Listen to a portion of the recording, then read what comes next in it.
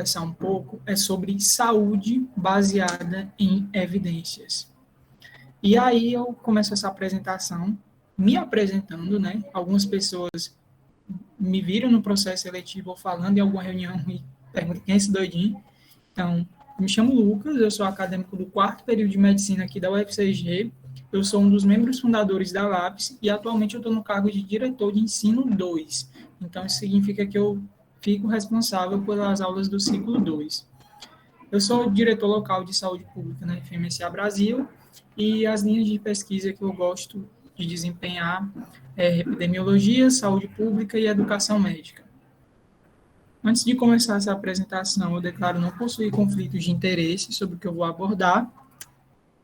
E eu queria saber de vocês o que é que vocês entendem por saúde baseada em evidências. Sem eu precisar apontar quem se prontificar aí. E, gente, pode ser construir isso aqui junto.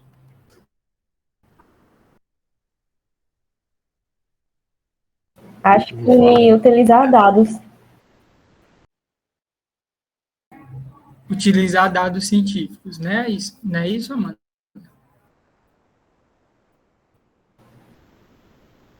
Isso, exatamente. E você, Gisvaldo? Eu acho que é utilizar uma bibliografia de modo geral para embasar algum tipo de conduta. Mais alguém tem uma visão a acrescentar sobre o que é saúde baseada em evidências? Eu acho que vocês todos concordam. Certo. A maior parte acha que é só isso ou que tem mais alguma coisa? Um carro do ovo aqui, gente, desculpa. Tá me ouvindo? Tá dando para falar? Ei, você não vale não, que você é gato batizado, diga aí. Acredito eu que apesar de talvez o conceito, né, bem definido, seja o uso, né, das evidências, das melhores evidências, e representem bem o paciente que a gente está ali abordando, né? E aí, a partir disso, a gente tem a melhor conduta, tanto terapêutica, quanto também não terapêutica, né? Então, seria a individualização daquela evidência, ou das melhores evidências, né? No nosso caso, claro. Gente, e o que é evidência?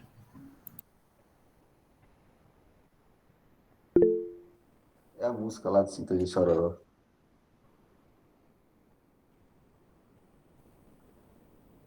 Pronto. A Amanda trouxe esse ponto. A evidência, gente, é todo tipo de produção intelectual que ele vai poder gerar uma informação que a gente pode utilizar. Nem todo conhecimento que é produzido pela ciência, ele é utilizável. Por quê? Porque alguns estudos eles são mal conduzidos. Então, esse conhecimento ele não se torna alvo para a nossa prática profissional. Mas vamos começar aos poucos para vocês entenderem. Primeiro, a gente pode fazer a saúde, a medicina, a enfermagem, seja qual for a profissão, baseado em eminências ou baseado em evidências. As eminências, elas são opiniões de profissionais, muitas vezes baseadas no que aprenderam na universidade e que, por vezes, estão desatualizadas. Então, no futuro aqui, todo mundo vai ter um grupinho com vários médicos e vai dizer, gente, chegou paciente com isso. O que é que eu faço? Aí o fulaninho vai lá e manda uma conduta. Se você não tiver a criticidade ou conhecimento para saber se aquilo está certo, errado e se eu passar, se aquele paciente for mal, você vai ser quem vai levar um processo, não é o outro profissional, não. Então, a gente precisa hoje em dia desenvolver a saúde baseada em evidências. Se eu vou tomar uma decisão médica, eu preciso estar fundamentado por um estudo, por algum guideline, por alguma coisa que diga que a minha conduta foi certa. Lógico que, dependendo da situação, medidas diferentes têm que ser tomadas para casos específicos, mas eu tenho que ter uma base que não só garanta que o meu paciente ele vai receber o melhor tratamento, como vai me assegurar de que, em caso de qualquer problema, eu estou certo. Então, a gente sai de um momento da área médica, da área da enfermagem, em que Quem ditava tudo era o profissional mais experiente. E agora, o profissional que dita tudo é o profissional que tem conhecimento, criticidade e que sabe avaliar um estudo e também avaliar se a experiência de outros profissionais é válida ou não. E aí, durante esse processo de passagem da saúde baseada em eminências, que era puramente o que eu acho, só porque eu sou bambambam, para o que eu estudo, o que eu me dedico a buscar, a gente tem muitos preconceitos ainda existentes. Médico só precisa saber clinicar, e aí vale para o enfermeiro também. Pesquisa só serve para ganhar dinheiro. Estudante que perde tempo se dedicando à pesquisa é desocupado. Aprendi assim, vou fazer assim. Experiência vale mais que qualquer coisa. Então, existe, por mais que cada vez menor, alguns tipos dessas falácias aqui que acontecem. E eu vou mostrar para vocês o porquê que vocês não podem ouvir essas coisas e buscar sempre fazer uma saúde baseada em evidências. Em 1972, uma historinha aí, nós temos que foi publicado um ensaio clínico randomizado, que é um dos tipos de estudo que a gente tem melhor nível de evidência para tomada de decisão na área da saúde. E esse ensaio clínico randomizado, ele disse o quê? Que pacientes recém-nascidos prematuros que recebiam o tratamento precoce à base de corticosteroides, de anti-inflamatórios corticoides, antes do parto, eles tinham um melhor desfecho quanto à mortalidade. Sintetiza, Lucas. Ele disse que quando eu aplicava corticoides nas mães que estavam gestando esses bebês, se esses bebês fossem nascer prematuros, eles teriam menor chance de morrer. E o que é que aconteceu? Durante alguns anos, outros 6 ensaios clínicos randomizados também afirmaram que recém-nascidos que recebiam corticosteroides, eles tinham uma melhora no desfecho relacionado à morte.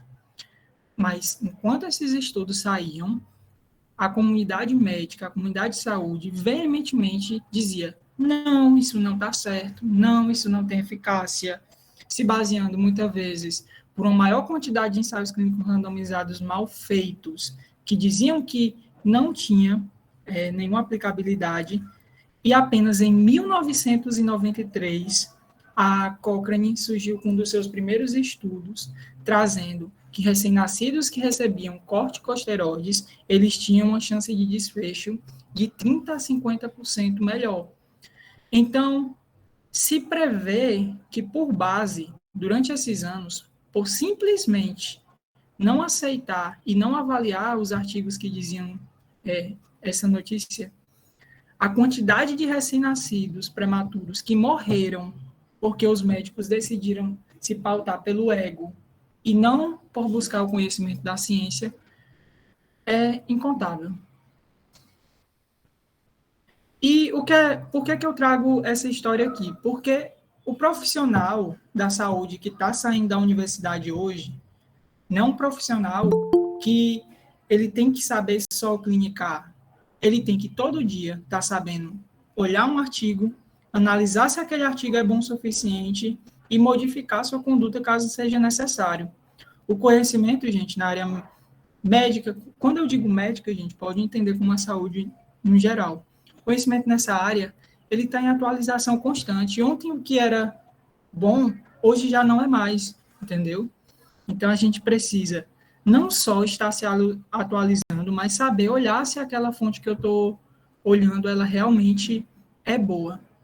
E aí, a saúde baseada em evidências, ela é o uso consciente, porque é um uso onde eu verifico se a informação é realmente boa, é um uso explícito, porque eu tenho como comprovar, e judicioso, porque eu posso adaptar esse uso da ciência à realidade que eu me encontro. E saúde baseada em evidências não é só me basear em artigos. Saúde baseada em evidências tem 3 áreas. A primeira, os estudos. A segunda, o contexto. Uma coisa é eu aplicar um tratamento, o melhor tratamento que existe num sírio-libanês da vida. Outra coisa é eu colocar aqui uma UBS da Asa Sul aqui de Cajazeiras. Eu não vou ter um paciente que consegue ter a mesma condição financeira e usar o medicamento de mesmo valor. E outra coisa é a preferência do paciente. Então, saúde baseada em evidências é baseada nessas três coisas. Lembrar que a preferência do paciente, ela sempre deve ser ouvida. Afinal, a vida é dele. Você é o profissional que vai intervir e que vai esclarecer sempre a ele dos benefícios e dos riscos. Mas, no fim da conta, quem toma a decisão é ele, porque ele é um ser humano e se trata da vida dele. Então, saúde baseada em evidências engloba três contextos. O médico está preparado para utilizar os estudos na sua prática clínica, o contexto da inserção desses estudos e as preferências do paciente.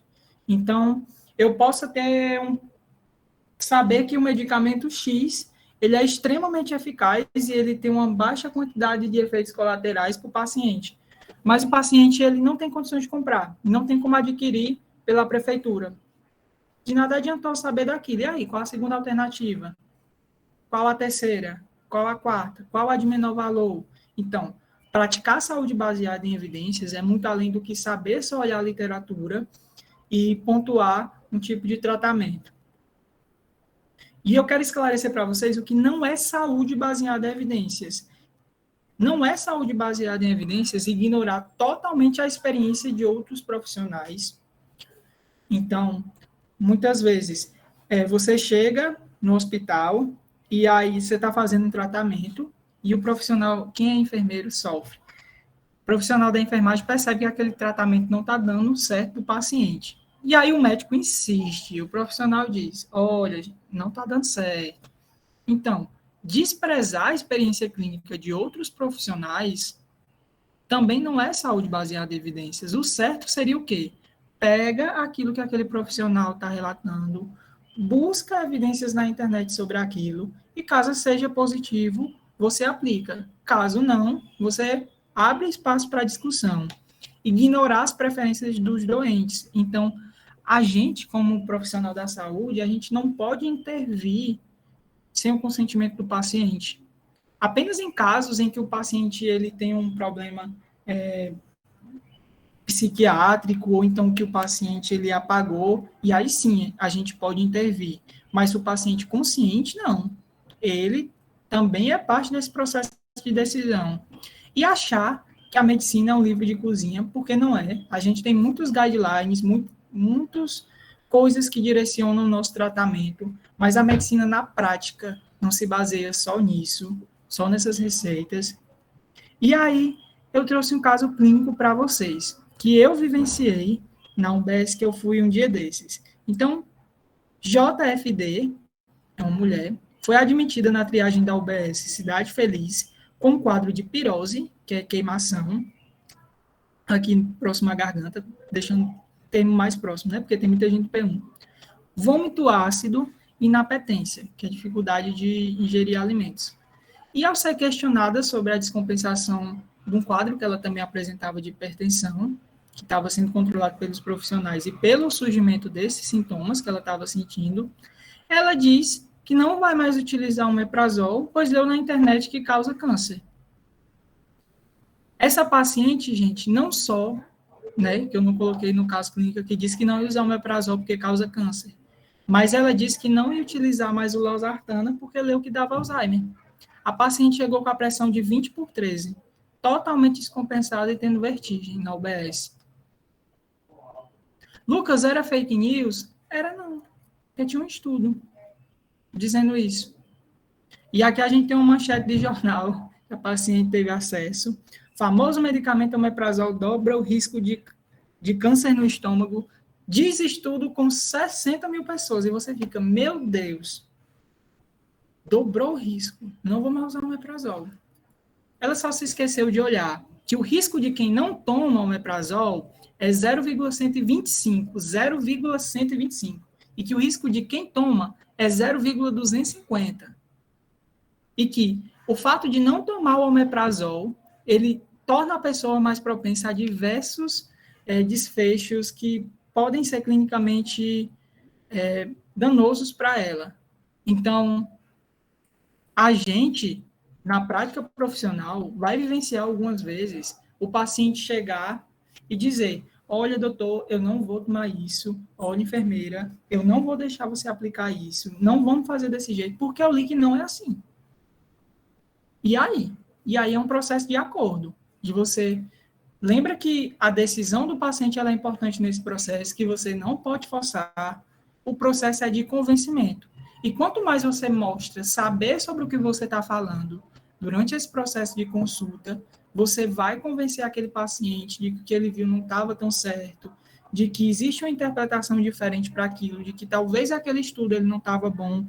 Então, hoje, a gente vive mais na prática médica, paciente chegando com história de que leu um estudo, que dizia aquilo, do que fake news.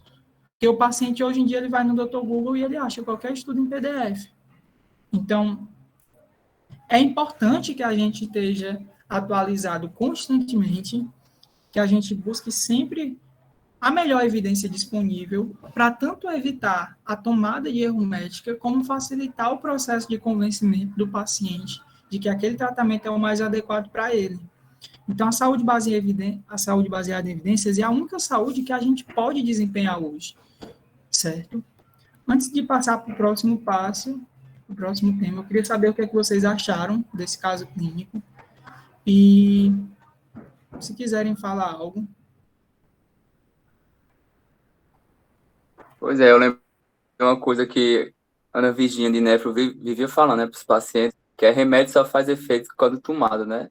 E é uma coisa que vocês vão ver muito também, já estou vendo, o pessoal que está em semiologia e em saúde da família já está vendo, que paciente não é, tipo assim, muito colaborativo não, alguns, sabe? Então você tem que, além de conhecer tudo isso, saber o contexto que você está inserido, saber as evidências, quais as melhores condutas, você também tem que prezar muito por uma relação muito boa entre médico e paciente, que você vai ter que convencer ali o paciente a tomar, é meio que uma barganha algumas vezes. E não só isso, mas também ensinar direitinho, ter certeza que ele vai estar tomando com as posologias corretas, da hora correta. Então, isso tudo é importante, né? Também, eu acho que foi bem legal trazer essa parte, porque mostra que não é só ter acesso às condutas, né? Ao conhecimento, mas também tem que saber aplicar ali na vida real, que nem sempre é tão fácil, né? Que a gente está tratando com seres humanos o tempo todinho. Tem mais alguém que quer acrescentar? Opa, Só pode uma falar, coisa David. que eu fiquei em dúvida, porque, por exemplo, eu acompanhei também, e aí totalmente por fora da UFCG, tá dando para ouvir? E aí eu vi um paciente que ele estava com o médico e ele precisava ir para um hospital de pequeno porte, e ele precisava ir para um maior. E também relacionado a remédios. E toda a equipe que estava cercando estava tentando convencer ele tanto a ir para o hospital de maior porte, como tomar as drogas que o médico estava indicando. Só que ele disse, eu não vou para o hospital, eu não tomo, porque eu vou para o hospital e lá vai me matar e essas drogas aí também. E aí ficou naquele um processo de convencimento e ele simplesmente disse, eu não vou. E ele estava, aparentemente, o que o médico viu nele era meu Deus, uma hemorragia, porque ele era alcoólatra e ele estava tendo uma crise muito forte e ele tinha desmaiado. Aí ele, inclusive, porque eu me lembrei do omeprazol, e ele disse simplesmente que não ia. E se ele não fosse, era provável que ele iria morrer. E aí ele disse, eu não vou. E aí o médico ficou, todo mundo tentando convencer e ele simplesmente não ia. Como é que funciona nesse caso? Obviamente, no caso do paciente, a esposa dele chegou e disse que ele ia tomar o remédio que ele ia, e foi assim que aconteceu. Mas, nesse caso, se não tivesse, como eu iria fazer? Pronto. Primeiro, a gente sempre tenta o convencimento. E segundo, caso a gente não consiga convencer o paciente, caso a gente não ateste que ele possui algum transtorno mental que impeça ele de tomar decisão, ele vai assinar um termo de responsabilidade sobre os erros dele. A gente não pode se responsabilizar por uma conduta que não foi aderida pelo paciente. Ele assina esse termo e a família é notificada. Provavelmente, quando a família fosse notificada, a família vinha e derrubava o termo que ele assinou. Então, é bem assim, gente. Não achem que é fácil. que muitas vezes a gente precisa saber só o básico que a gente sai da faculdade já não é mais o suficiente. Então, a gente precisa sempre procurar estar se destacando de algum modo, estar buscando evidências. E isso não é algo que é para assustar vocês, isso é algo que é para motivar a estudar mais, a buscar conhecer mais, porque oportunidade e tempo, durante 6 ou seja 5 anos que a gente passa, a gente tem. Então, vamos tentar usar esses 5, 6 anos do melhor modo que a gente pode. Pessoal, alguém tem mais algum comentário sobre essa parte?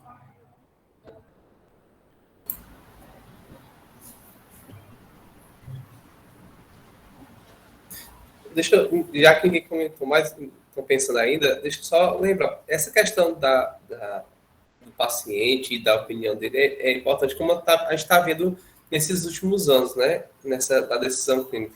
O Lucas colocou aí um exemplo, né, apesar de que essa relação omeprazol e câncer de úlcera, dependendo da situação, ela tem sim correlação, mas é a forma como é colocada, né? O paciente não lê, ele não sabe interpretar, e vê um estudo desse, ele não sabe os porém do que acontece e joga a notícia, que é o que a gente viu ocorrendo muitas vezes, em muitos casos, nesses últimos anos, né? Ele não entende o que, não é nem que esteja errado, mas ele jogar essa informação para o caso dele, para a situação dele, provavelmente vai estar errado, né? Eu não sei exatamente qual é o caso dele, mas provavelmente vai estar errado. Então, assim, eu acho que não esse excesso de informações, essa facilidade de informações, sem o conhecimento para absorver essas informações, né? E eu acho que aí onde é que o médico vai estar, não o médico, enfermeiro, os profissionais de saúde ali que estão envolvidos, aí que eles vão fazer essa mediação, dizer, não é dessa forma, por causa disso. Complicado, por quê? Porque muitos profissionais também não sabem fazer isso, não entendem isso. Então, eles não vão fazer essa correlação, porque não vão saber interpretar, não vão saber conduzir, né, essa situação. Então, ou ao contrário, às vezes eles podem até concordar, justamente porque não sabem, e alimenta isso, né? Então, assim, é muito importante essa questão da tomada de decisão baseada aí realmente numa evidência clínica, né? Interessante essa questão. É interessante e é complicado, porque já não basta você diagnosticar, tratar, ficar esperando as consequências, né, que podem ser boas ou não ali daquela situação. Você tem que se preocupar com interferências externas, né? Complicado, mas é a nossa nova era, né, da informação, é isso, infelizmente.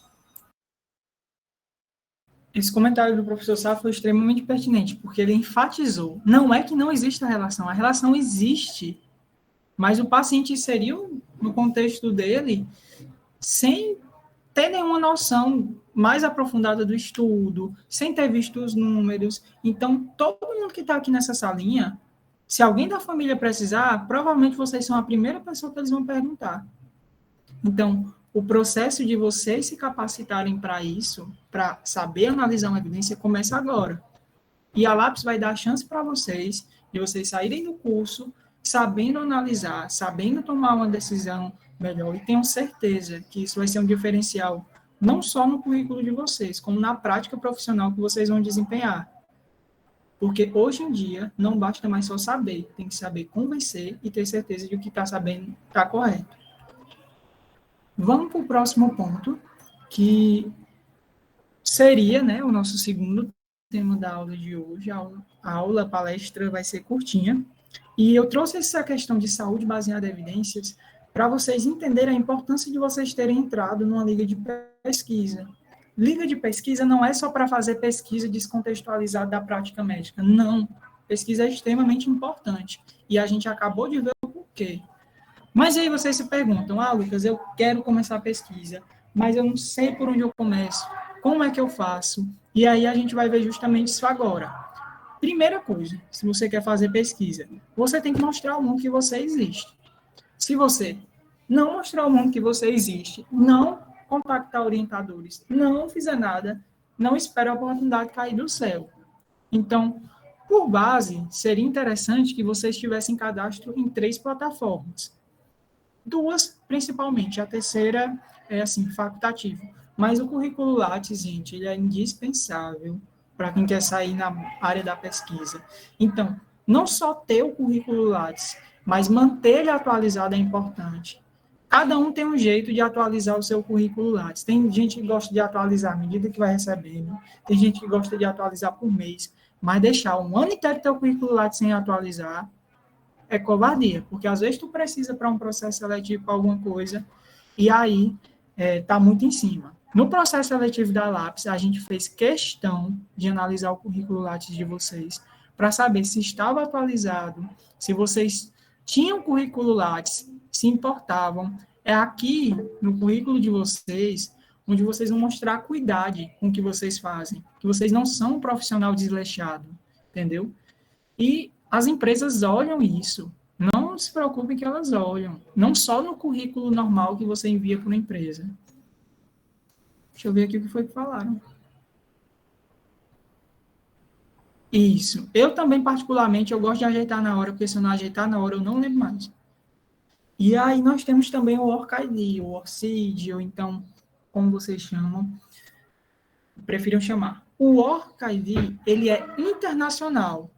A plataforma Lattes, ela só serve para o Brasil. Então, ela tem uma versão em inglês? Tem, mas a maioria das revistas internacionais não usa a plataforma Lattes, usa o OrcID. E o que é o OrcID? Ele é uma plataforma para pesquisador, onde cada pesquisador tem um código único. Então, Lucas Cruz Torres, no Brasil, vai ter um código totalmente diferente do Lucas Cruz Torres que tem na Espanha, o do Lucas Cruz Torres que tem na Itália. Por quê? Porque o que acontecia? Quando a gente ia publicar um estudo, a gente, no meu caso, era Torres, L.C. E as pessoas perguntavam, meu Deus, quem é esse pesquisador? É aquele daquele país? É aquele daquele estado? Então, o OrcID ele veio para resolver esse problema. Esse pesquisador é tal, e está aqui o link do perfil dele.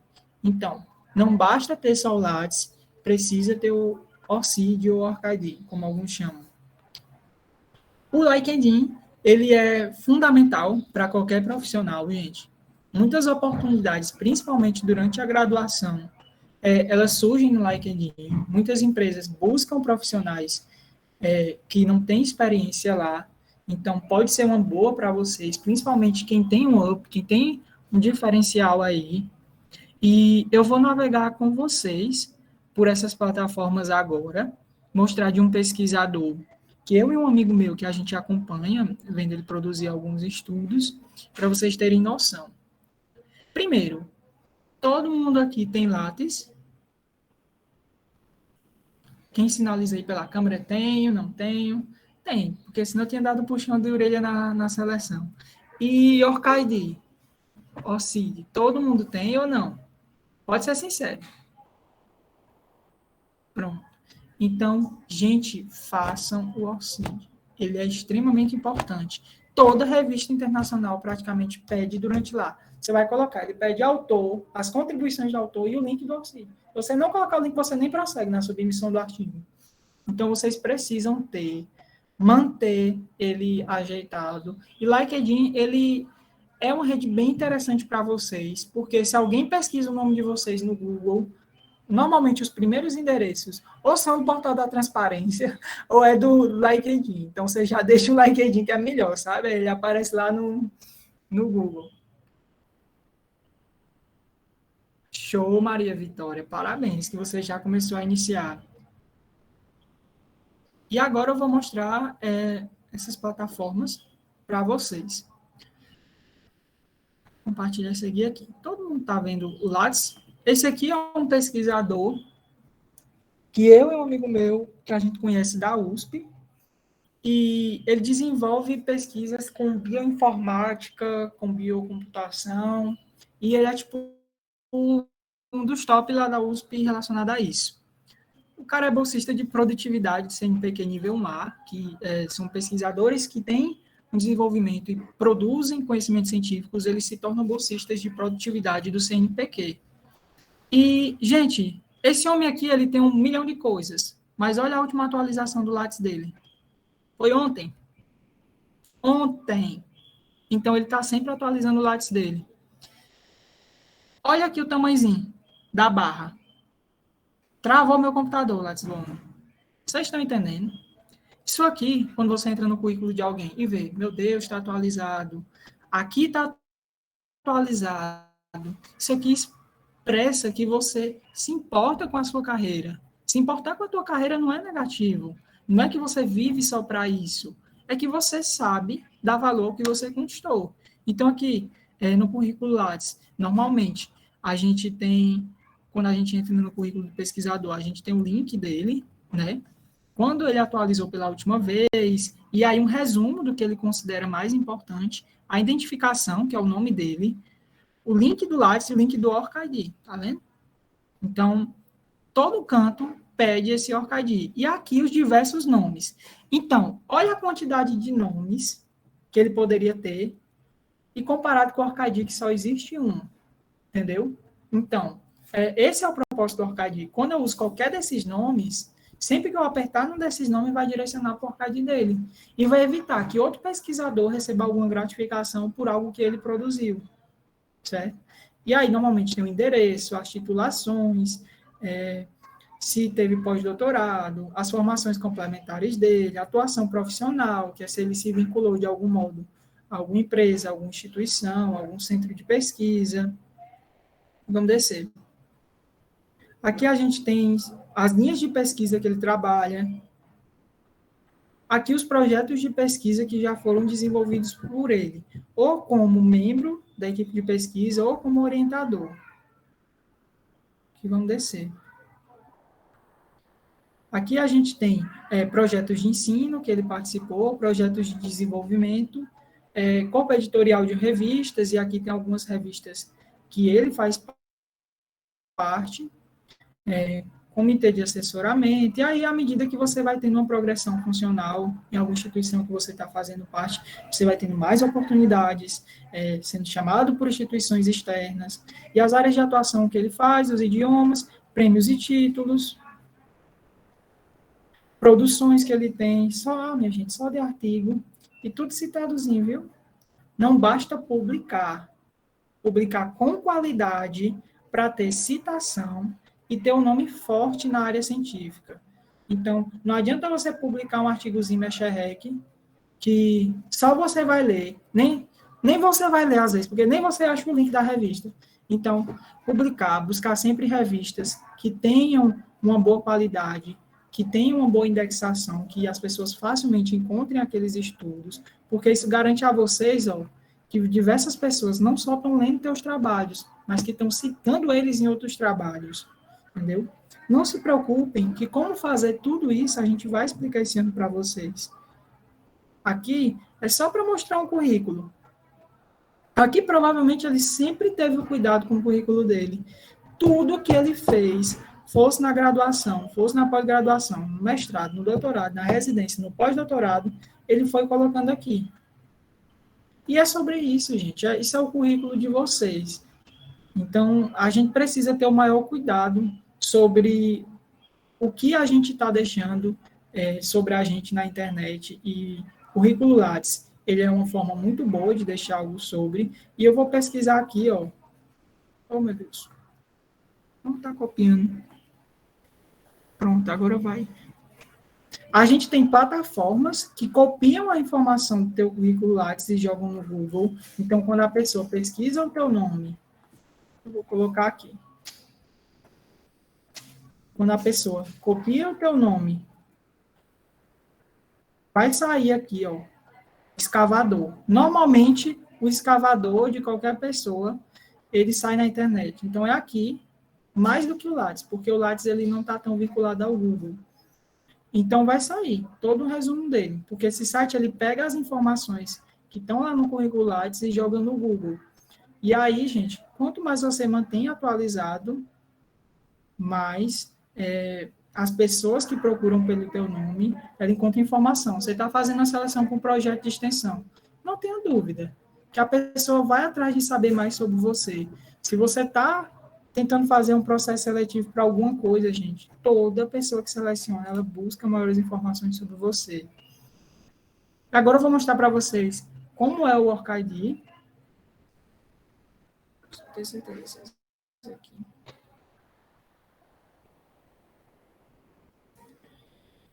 Deixa eu ver se está aparecendo. O Orcadi, ele não tem.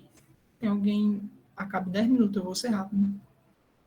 Ele não tem foto, porque a gente tem um princípio de que, muitas, principalmente em currículo para emprego, normalmente a gente não coloca foto. Então, ele tem as contribuições do pesquisador, as instituições que ele está vinculado, os projetos que ele desenvolveu.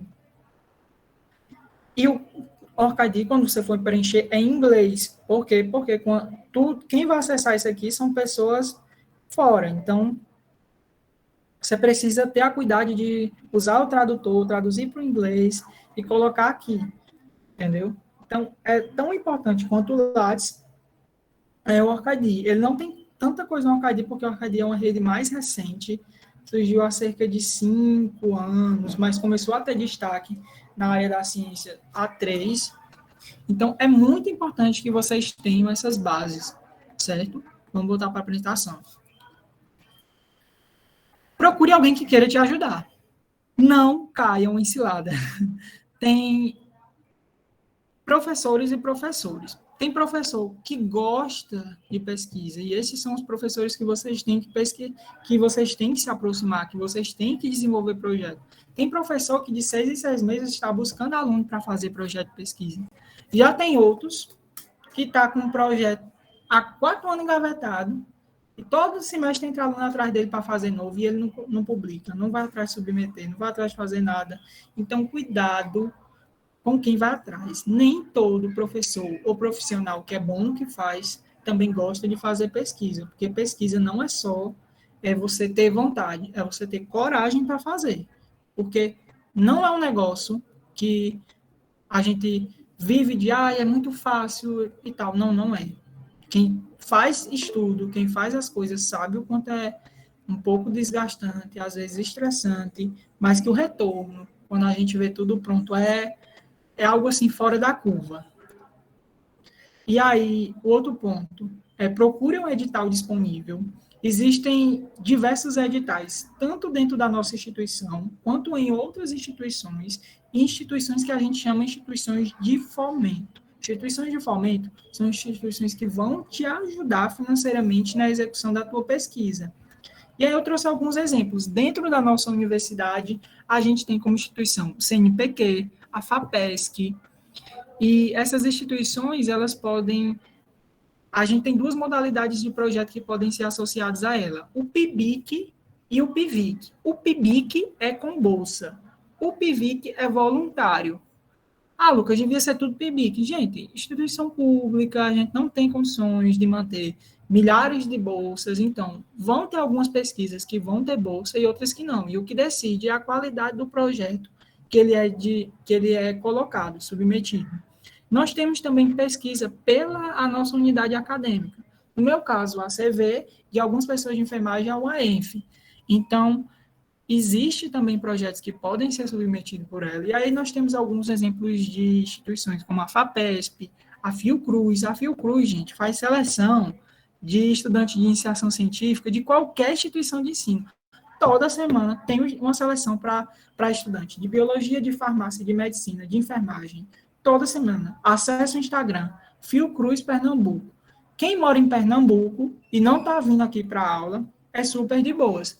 Quem tem vontade de fazer alguma coisa lá nas férias, pode ver também se aparece algum edital. Então, é uma oportunidade única, gente, a Fiocruz.